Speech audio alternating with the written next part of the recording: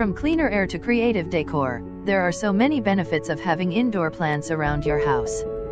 However, it can be hard to know which varieties of plants are suitable for indoor conditions plus how to properly care for them. We've rounded up the 10 of the best indoor plants that will thrive within 4 walls, and asked the experts how you can keep them around, and thriving, for as long as possible. Number 1. Monstera deliciosa or Swiss cheese plant. There's no doubt you've seen the Swiss cheese plant all over Pinterest, as they're one of the most popular indoor plants going around right now. Their lush green leaves with distinctive holes make a stunning statement in any room, and they can grow to fit any space. Monstera plants prefer a warm climate away from direct sunlight, and they benefit from regular cleaning with a soft, damp cloth. Let the top 4 centimeters of soil dry out between watering, as overwatering may lead to root rot. Signs of this are yellowing or wilting leaves. Giselle Zanier, founder of Beyond Sunflowers, a plant emporium based in Melbourne, told Better Homes and Gardens. For best results, monsteras should enjoy conditions that are fairly moist, so avoid artificial heating and cooling. They will require monthly feeding in spring and summer when planted in containers. In its natural habitat, monsteras like climbing, so provide it with some kind of stake or trellis for support. Number 2. Epipremnum orium or devil's ivy. Devil's ivy, also known as golden pothos or pothos, is a fast-growing and forgiving vine, suited to any position in the house. Whether they're potted in hanging baskets or cuttings placed in glass vases, these plants are super low maintenance and absolutely stunning. The leaves are waxy and heart-shaped with coloring dependent on cultivar. Wilcoxii are a mottled white and green, Marble Queen have more of a cream and grayish-green coloring, Neon is a shade of bright, light greeny yellow, and Tricolor have green leaves with yellow, light green and cream dappling. They're highly drought-tolerant and don't require regular fertilization. Water devil's ivy deeply once a week and cut back to every other week in winter. Spring and summer is the best time to prune and propagate your plant, placing the cuttings in glass jars of water to encourage rooting. Number 3. Dracaena masangiana or mascane. This plant is popular amongst beginner green thumbs, and it's often an office staple thanks to its hardy nature. Mascane often grows between 1.2 to 1.8 meters tall with stocky stems and long, green leaves featuring light yellow and green stripes running through them. It's a great option if you're looking for a large plant. This plant is best placed in indirect bright light, but it can tolerate low light. You'll only need to water it once a week. However, it's important to note that Dracaena masangiana is toxic to dogs and cats, so it's not the best option if you have furry friends around the house. Number 4. Spathiphyllum or peace lily. Spathiphyllum, commonly known as the peace lily, has long been a popular houseplant, especially since NASA featured it in its list of best air purifying options. It has glossy, dark green foliage and stunning white flowers, usually growing between 45 to 65 cm tall. These tropical plants thrive in bright, indirect light. It can handle low light, but that may cause it to bloom poorly.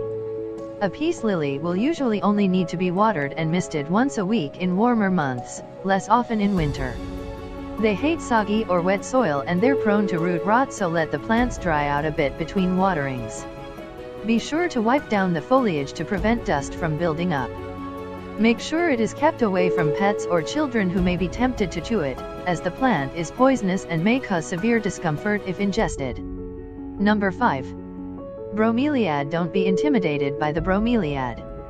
Although once regarded as a plant for the advanced gardener, these beautifully colored rosette-forming perennials make for easy, low-maintenance houseplants.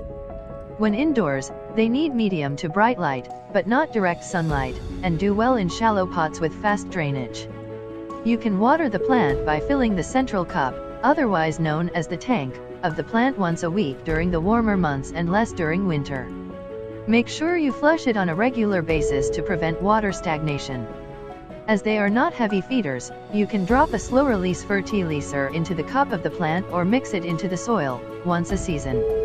Number 6. Sansevieria or mother-in-law's tongue. Originating from southern Africa and Asia, another low-maintenance houseplant is the snake plant, otherwise known as mother-in-law's tongue. The name refers to the pointed tips of the leaves, symbolizing the sharp tongue of the mother-in-law. This upright, succulent plant can grow up to 2 meters and is extremely hardy. It takes a lot to kill it, So this is another great option for those who tend to neglect their plants. It should be placed in bright light with some direct sun for several hours a day. It will tolerate shade, however the plant will take longer to grow. Moderate water is required, with the root ball remaining slightly damp in summer, but drier in winter to avoid rotting. Don't overwater, as the plant would prefer to be too dry than too damp. Number 7. Zanzibar Gem. This stunning plant not only looks great, it has been hailed as being almost indestructible and is perfect for those who tend to neglect their plants, as it's drought resistant. Native to Africa, it has deep, green glossy leaves and is able to survive a long period without water. The reason the Zanzibar Gem is so hardy is due to its ability to store water in its potato-like tuber. To care for your Zanzibar Gem, don't overwater it or sit it in water.